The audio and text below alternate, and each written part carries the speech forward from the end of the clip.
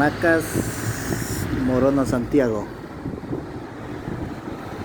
Está a punto de darse una tempestad aquí en la capital de la provincia de Morona, Santiago, compañeros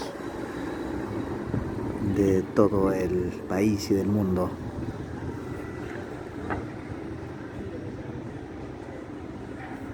Macas es una ciudad tropical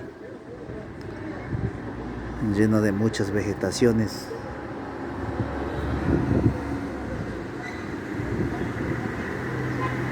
Todavía estamos con poca contaminación.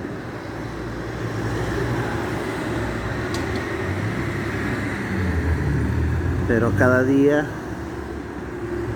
estamos luchando por cuidar nuestra naturaleza, nuestro campo, nuestra minería, nuestro petróleo y nuestra gente en especial. Todavía en Macas hay como caminar con tranquilidad.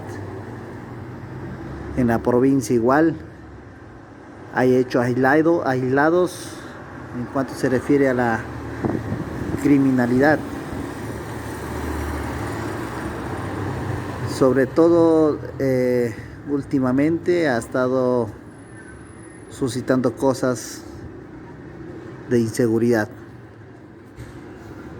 Pero todavía seguimos creyendo en nuestra provincia Morona, Santiago. Solo unidos somos más. Esto es Poder Shuar.